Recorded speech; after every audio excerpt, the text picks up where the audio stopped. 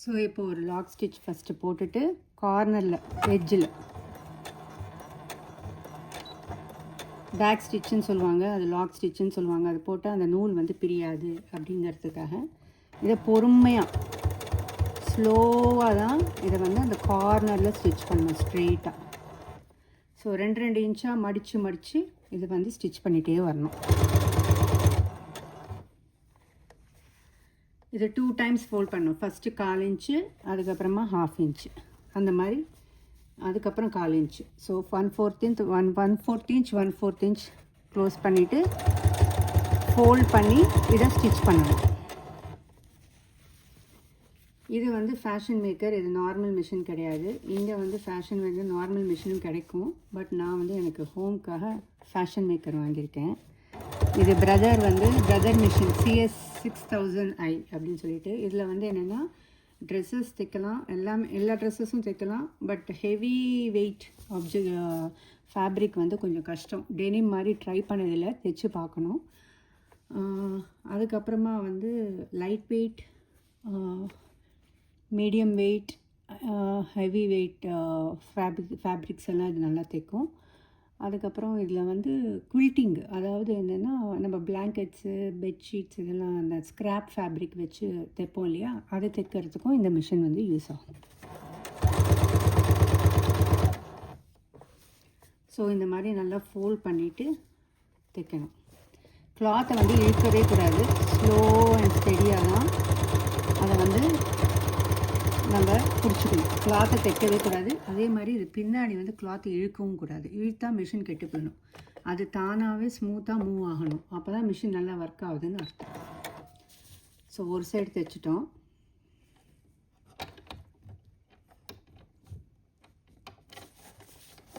இப்போ இதை கட் பண்ணிவிட்டு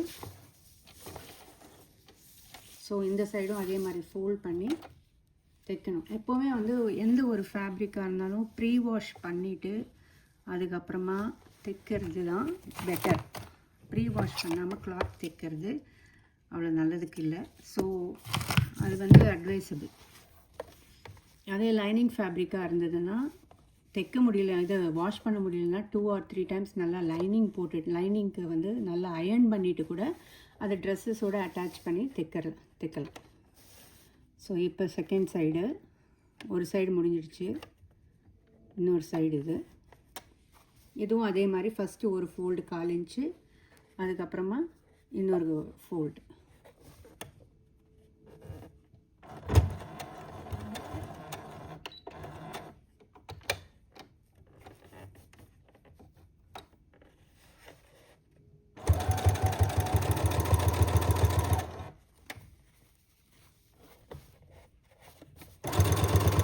இது ரொம்ப பொறுமையாக தைக்கணும், அவசரப்படக்கூடாது.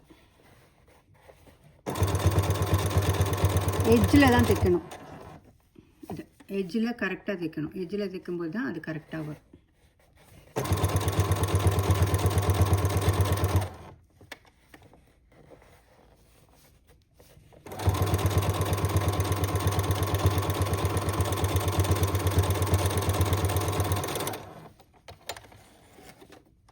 ஸோ இதையும் தைச்சி முடிச்சாச்சு. இப்போ இன்னொரு சைடு, இன்னும் 2 சைடு இருக்குது தைக்கிறதுக்கு.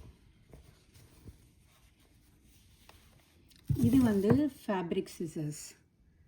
இது ரொம்ப நல்லா யூஸ் ஆகுது. இது எவ்ரி டைம் யூஸ் பண்ணதுக்கப்புறமா சாஃப்ட் கிளாத்தை வச்சு தொடச்சா போகிறோம். இதுக்கு ஆயில் அப்ளை பண்ண வேண்டிய அவசியம் கிடையாது. இதுதான் ப்ரொஃபஷ்னல் டெய்லரிங் ஸ்விங் சிசர்ஸ். அதுக்கப்புறம் பேப்பர் கட் பண்ணுறது, பேப்பர் பேட்டர்ன் கட் பண்ணுறதுக்கு இந்த சிசர்ஸ் யூஸ் பண்ணோம். பேப்பர் சிசர்ஸ் யூஸ் பண்ணோம். ஃபேப்ரிக் சிசர்ஸும் இதையும் மிக்ஸ் பண்ணக்கூடாது.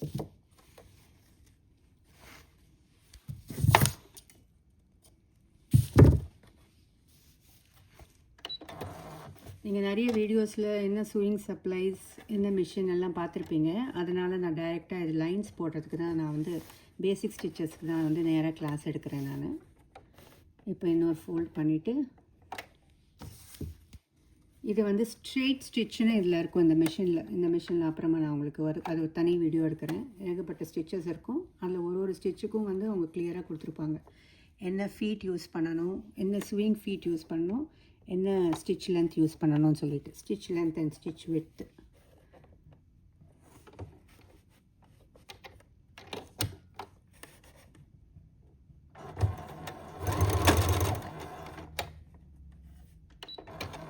கொஞ்சம் இதுவாக இருந்தால் டக்குன்னு இது போகாது, சூயிங் நீடில் போகாது. ஐ மீன் நீடில் வந்து உள்ளார அவ்வளோ ஈஸியாக போகாது. மிஷின் கொஞ்சம் எடுத்துகிட்டு தான் தைக்கிற மாதிரி இருக்குது, கொஞ்சம் கனமாக இருந்துச்சுன்னா. ஸோ இந்த மிஷினில் அது ஒரு டிஸ்அட்வான்டேஜ் இருக்குது.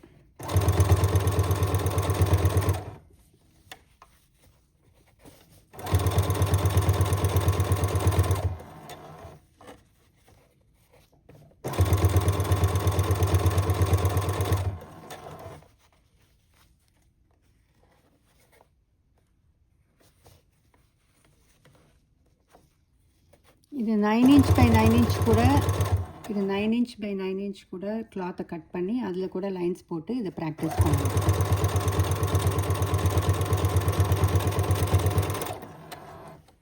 ஸோ இன்னும் ஒரு ஃபைனலாக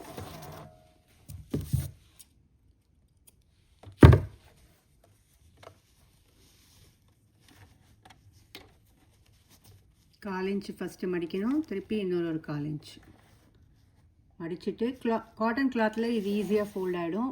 இது சில்க் ஃபேப்ரிக்ஸ் கூட ஈஸியாக ஃபோல்ட் ஆகிடும். ஆனால் இந்த ஜார்ஜெட்டு அந்த மாதிரி இருக்கிறதுல வந்து பீக்கோ தான் மோஸ்ட்லி பண்ணுவாங்க.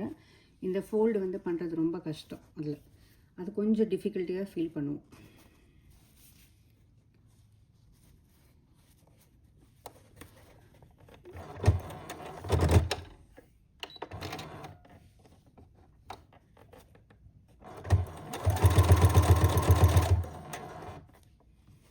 அது கனமாக இருந்ததுன்னா அந்த கிளாத் இப்படி தான் சவுண்டு கொடுக்கும்.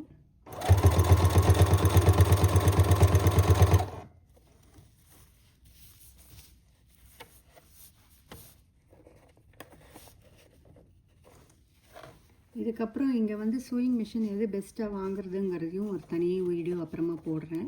இப்போ போட முடியாது. ஸோ அதோட டீட்டெயில்ஸும் நான் அப்புறமா போடுறேன்.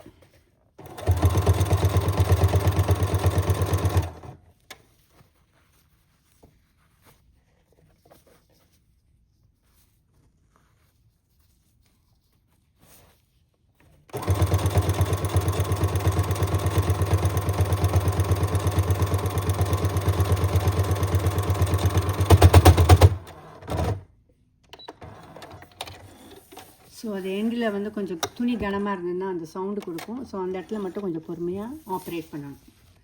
ஸோ நாலா பக்கமும் தைச்சாச்சு. இப்போ அதை நூலெல்லாம் கட் பண்ணிவிட்டு காமிக்கிறேன்.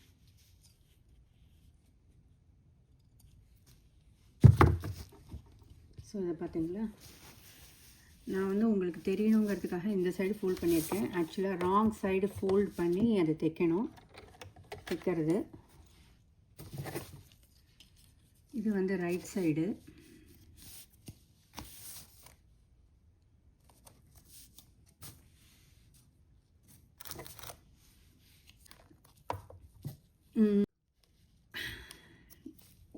இதை வந்து ஸ்டோர் பண்ணி வச்சுக்கிறது நல்லது. ஸோ நமக்கு ஃப்யூச்சர் ரெஃபரன்ஸ்க்கு நம்ம யாருக்காவது கிளாஸஸ் லேர்ன் பண்ணி எடுக்கும்போது இதெல்லாம் நமக்கு யூஸ்ஃபுல்லாக இருக்கும். ஸோ ஃபஸ்ட் லைன் அடிச்சிட்டேன் பார்த்தீங்களா, ஃபஸ்ட் லைன் கரெக்டாக லைன் மேலேயே அடித்தாச்சு. தெரியுதா, கிளியராக தெரியுதா உங்களுக்கு? ஃபஸ்ட்டு லைன் மேலே அந்த ரெட் லைன் மேலேயே அடித்தாச்சு. ஸோ இப்போது செகண்ட்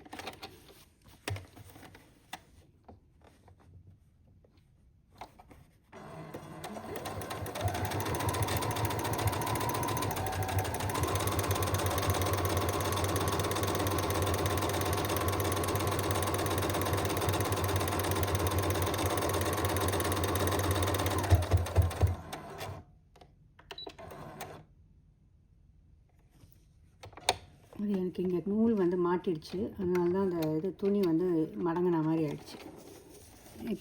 இப்போ கட் பண்ணேன்னா எனக்கு அது கரெக்டாக வரும்.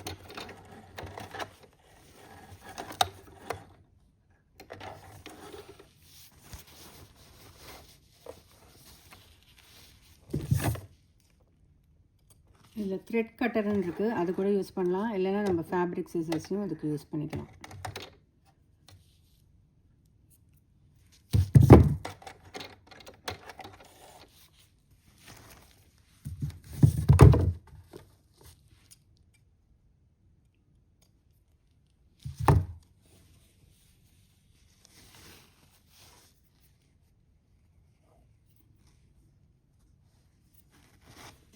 ஸோ செகண்ட் லைனும் ஸ்டிச் பண்ணி முடிச்சாச்சு.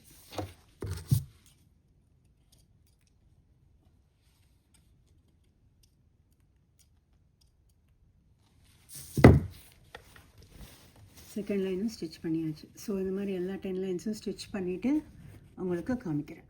தேங்க்யூ. ஹலோ. இப்போ தேர்ட் லைன் முடிஞ்சு ஃபோர்த் லைன் போயிருக்கோம்.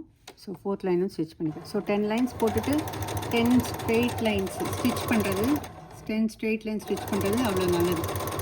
ஸோ இது எவ்வளோ நேரத்தில் தைக்கிறோங்கிறத பார்ப்போம்.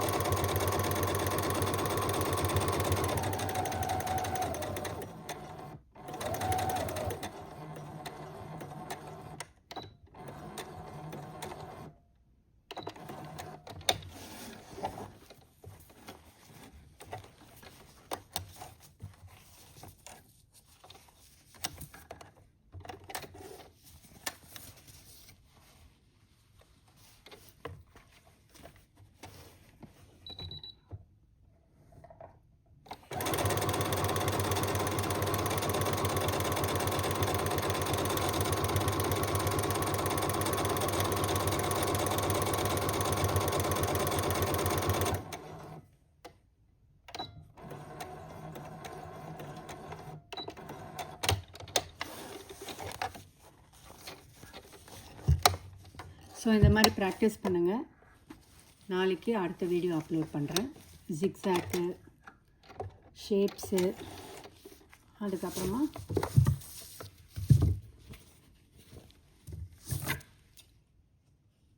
ஸோ பேசிக் ஸ்டிச்சஸ் நாளைக்கு இன்னும் 2 days, இன்னும் 2 வீடியோஸ் அப்லோட் ஆகும். அது அப்லோட் ஆன பிற்பாடு நம்ம ஃபர்தராக கிளாஸஸ் பார்க்கலாம். ஸோ என்னோடய சேனலுக்கு சப்ஸ்கிரைப் பண்ணுங்கள். ஸோ இன்னிலேருந்து ஸ்டார்ட் பண்ணியிருக்கேன். ஸோ உங்கள் சப்போர்ட் எனக்கு ரொம்ப ரொம்ப important. Thank you so much for வாட்சிங். ஸோ இது ஃபுல்லாக ஸ்டிச் பண்ண பிற்பாடு எண்டில் இதோட ஃபோட்டோ வந்து அப்லோட் பண்ணுறேன். தேங்க்யூ. தேங்க்ஸ் ஃபார் வாட்சிங்.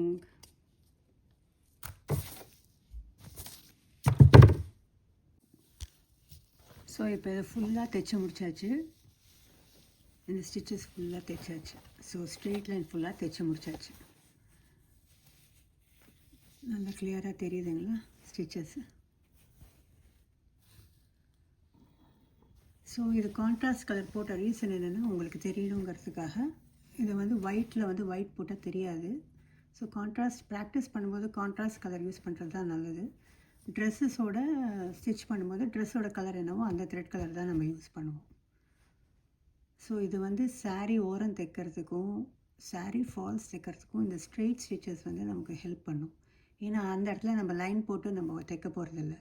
சாரீ ஃபால்ஸை கரெக்டாக அதை செட் பண்ணி அதை நம்ம தைப்போம். அதே மாதிரி தான் சாரீ ஓரத்தை இந்த மாதிரி ஃபோல்ட் பண்ணுவோம். 2 times ஃபோல்ட் பண்ணுறது இருக்குது, இல்லைன்னா பீக்கோ பண்ணுறதும் இருக்குது. ஸோ இதுதான் ஃபுல்லாக ஸ்டிச் பண்ணி முடிச்சது. Thank you so much. Thanks for வாட்சிங்.